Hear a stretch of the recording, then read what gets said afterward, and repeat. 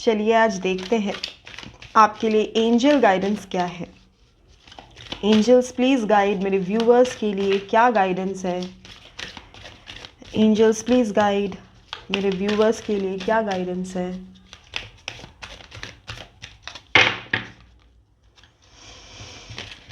Please guide angels. 2 card आ गया, healing, balance,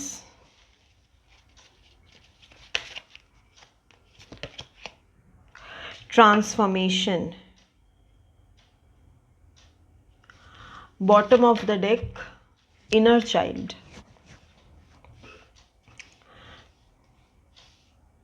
card सारे विजिबल हैं? नहीं, सी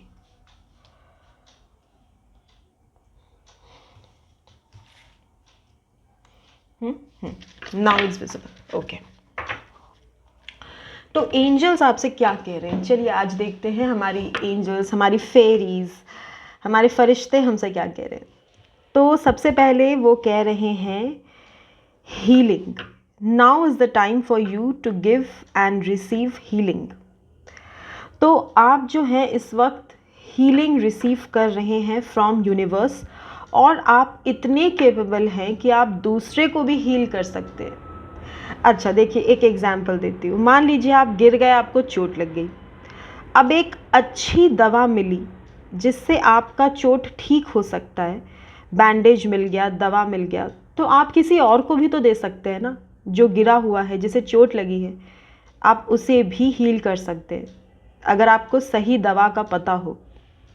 तो ऐसे ही हीलिंग भी होती है। जब यूनिवर्स हमारी हीलिंग करते हैं तो हमारा फ़र्ज़ बनता है कि हम किसी और की हीलिंग करें। तो आप में इतनी स्ट्रेंथ है कि आप हीलिंग रिसीव करें और जिसे ज़रूरत है उन्हें आप हील करें। To give and receive healing. तो जैसे हम रिसीव करते हैं, हमें हीलिंग देनी भी है, ठीक है। तो लोगों से प्यारी प्यारी बातें करें, लोगों के लिए कुछ अच्छा करने की कोशिश करें। हीलिंग बहुत तरह के से हो सकती है, ज़रूरी नहीं है कि हमेशा बिल्कुल एनर्जी हीलिंग को ही हम हीलिंग कहते हैं। हीलिंग पैशन फॉलो करके भी हो सकती है।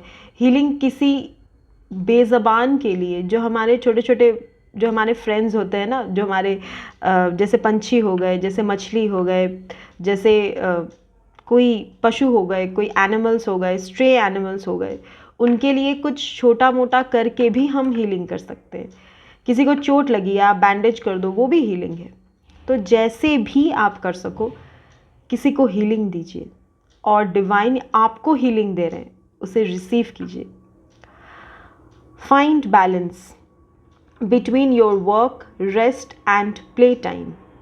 तो देखिए, हमें सिर्फ किसी एक चीज़ पे फोकस नहीं करना है कि काम कर रहे हैं तो सिर्फ काम कर रहे हैं, रेस्ट कर रहे हैं तो सिर्फ रेस्ट ही कर रहे हैं, या मतलब फ्रेंड्स के साथ बाहर जा रहे हैं, घूम रहे हैं, फिर रहे हैं, मज़ा कर रहे हैं, तो सिर्फ वो ही कर रहे हैं। जब हम सिर्फ एक काम करते हैं ना, तो हमारा जो बैलेंस है वो बिगड़ जाता है। तो हमें सबके बीच एक करेक्ट बैलेंस बना करके रखना है। Work life balance.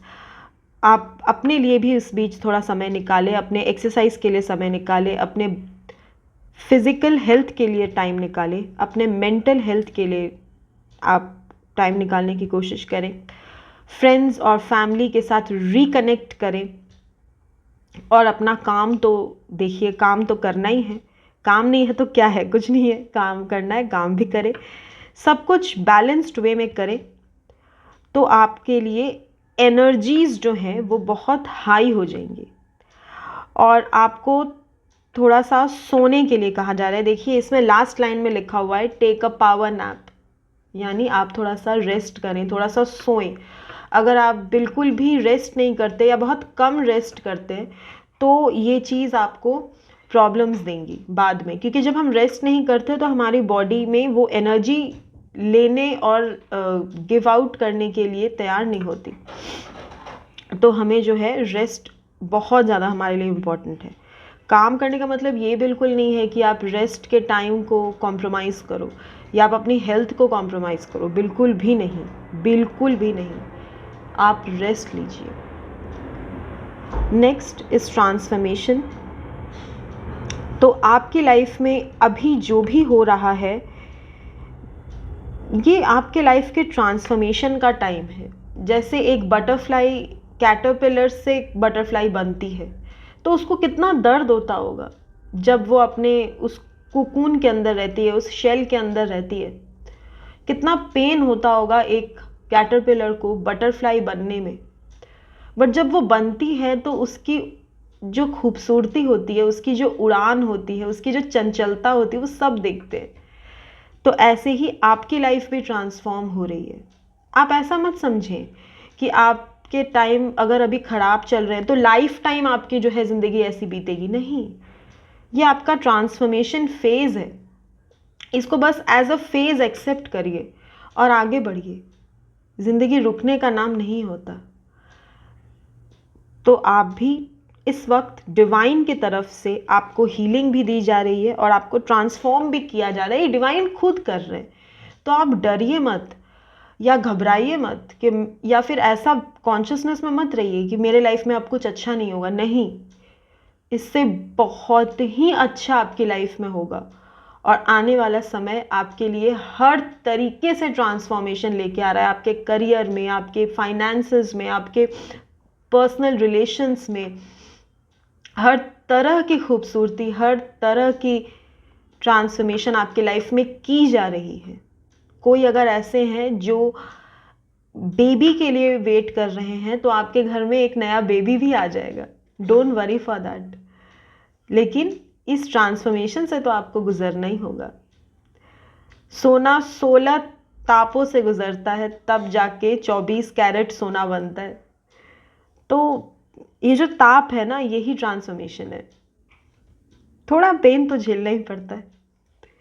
Inner child, आपसे कहा जा रहा है कि आप थोड़ा सा फन एनर्जीज में आइए। बच्चों की तरह बिल्कुल खिलखिला के अपनी लाइफ बिताइए। बच्चे जो होते हैं ना, उन्हें किसी चीज़ की फिक्र नहीं होती। वो खुश होते हैं अपने में, उनको कुछ मतलब ही नहीं होता।